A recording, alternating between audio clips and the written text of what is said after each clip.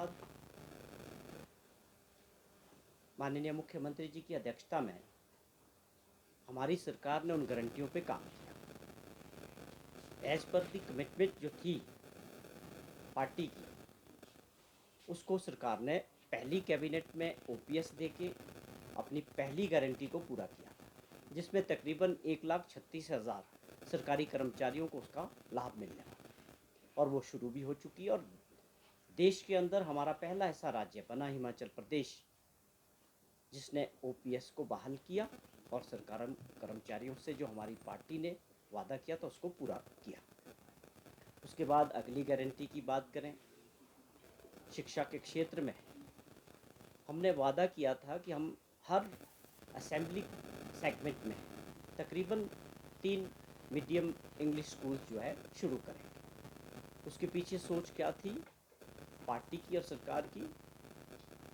जो सरकारी स्कूलों में जो है पढ़ने वाले बच्चों की संख्या कम हो रही है और लोग पब्लिक और प्राइवेट स्कूल्स की तरफ जा रहे हैं। उस नज़रिए से हमने ये प्रॉमिस किया था कि 3 स्कूलों में जो है इसको शुरू करेंगे। लेकिन माननीय मुख्यमंत्री जी ने और सरकार ने इस बात को समझते हुए एक फ़ैसला लिया कि हिमाचल प्रदेश के अंदर जितने भी स्कूल हैं वहाँ पर सब में ये इंग्लिश मीडियम पढ़ाई शुरू कर दी। ये दूसरी गारंटी थी जिसमें हमने कमिटमेंट जो थी उससे आगे बढ़ के इस पर काम किया। उसी प्रकार जो स्टार्टअप था राजीव गांधी स्टार्टअप योजना, जिसमें 680 करोड़ से युवा साथियों के लिए रोज़गार देने की जो सोच थी सरकार की, उसके 2 चरण हमने पूरे किए, जिसमें इलेक्ट्रिक वाहन खरीद कर उनको सरकारी महकमों के साथ जोड़ना और एक सुनिश्चित आय करना युवा साथियों की, जिनको वो परमिट मिलेगा वो अपनी गाड़ी खरीदेंगे और उनको उसके साथ जो है गाड़ी खरीदने के लिए जो अनुदान के तौर पे 50% जो मदद जो है वो सरकार की तरफ से मिलेगी। ये अपने आप में कुछ ऐसी योजनाएं हमारी सरकार ने शुरू की है, मैं समझता हूँ कि भारतवर्ष में किसी भी राज्य में इस तरह की योजनाएं नहीं हैं। आप समझें कि सोलर के क्षेत्र में बात करें या इलेक्ट्रिक वाहन की बात करें, कि अगर कोई गाड़ी आपकी 15 लाख रुपया कॉस्ट कर और उसमें 50% अनुदान का मतलब है कि 7.5 लाख रुपया वो सरकारी मदद उस बच्चे को और उस बेरोज़गार साथी को मिलेगी, और साथ में वो गाड़ी हायर करके सरकारी महकमों के साथ लगाई जाएगी, जिससे उनकी एक आय सुनिश्चित हो जाएगी कि वो 40,000 रुपया महीने का वो बेरोज़गार साथी कमा रहा है। तो मैं समझता हूँ इस प्रकार का मॉडल जिसमें हमारा एनवायरनमेंट भी बचेगा और साथ में युवा साथियों को काम भी मिलेगा, वो अपने उनके साथ अनुदान की भी हेल्प करेंगे और साथ में वो एक 40,000, 30,000 या 50,000 का रोज़गार भी मिलेगा। ये हमारी दूसरी गारंटी थी, उसका एक पार्ट था। सेकेंड पार्ट में माननीय मुख्यमंत्री जी ने सोलर क्षेत्र में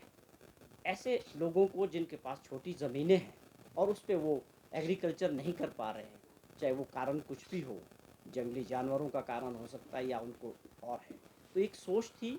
हमारी सरकार की और मुख्यमंत्री जी की कि कम से कम हर ऐसा व्यक्ति कम से कम 25-30 हज़ार रुपया महीने का अपने घर के पास कमाए उन छोटी ज़मीन से। तो उसमें सोलर के ज़रिए जो है छोटे प्लांट्स लगा के उनको भी हमने 50% अनुदान देने की बात कही। तो उसमें भी हमें उम्मीद है कि लोगों को जो है अपने घर के पास और युवा साथियों को एक अच्छा रोज़गार मिलेगा। और तीसरी योजना के तौर पे जो है, जो अभी बजट में जिस प्रकार हमारी सरकार ने पहली बार एक ऐतिहासिक बजट दिया था और दूसरा बजट जो अभी माननीय मुख्यमंत्री जी ने पेश किया था, जिसमें रूरल अर्थव्यवस्था की तरफ पूरा फोकस इस बजट में था कि गांव में रहने वाले लोगों को उनके क्षेत्र में किस तरह से मजबूती दी जाए, जो वहाँ से वो रोज़गार के लिए बाहर माइग्रेट ना करें। और साफ तौर पे आप लोगों ने देखा कि रूरल अर्थव्यवस्था के लिए कृषि से जुड़े हुए लोग, बागवानी से जुड़े हुए लोग या पशुपालन करने वाले लोग या दूध उत्पादक, उन सब के लिए मछली पालक वालों की बात थी, भेड़ पालकों की बात थी, सबके लिए इस बजट में जो है ऐसा प्रावधान किया गया है कि उसमें लोगों को जो है एक बहुत खुशी भी थी इस बात की कि पहली बारी एक ऐसा बजट मिला है जिसमें गांव के लोगों के लिए और इन क्षेत्रों से जुड़े हुए लोगों के लिए सरकार ने ध्यान दिया। ये अपने आप में एक ऐतिहासिक फैसला था कि मैं समझता हूँ कि हिमाचल प्रदेश ऐसा पहला राज्य बना जिसने दूध को जो है मिनिमम सपोर्ट प्राइस के अंडर लाया, और 7 रुपये जो है गाय के दूध में उसमें बढ़ोतरी की गई और 8 रुपये भैंस के दूध में बढ़ोतरी की गई, जो अपने आप में ऐतिहासिक थी। इससे पहले भी सरकारें रही और उसमें जो बढ़ोतरी होती थी वो 50 पैसे किलो या 1 रुपये किलो के हिसाब से की जाती थी। तो ये एक ऐसा फैसला था हमारी सरकार का और माननीय मुख्यमंत्री जी का, जिसके पीछे सीधी सोच थी कि इस प्राइस पे सरकार उनसे जो है मिनिमम सपोर्ट प्राइस के ऊपर ये दूध लेगी, और इससे ज़्यादा अगर उनको मार्केट में मिलता है तो वो बेच सकते हैं। तो ये बहुत बड़ा फैसला था। उसी प्रकार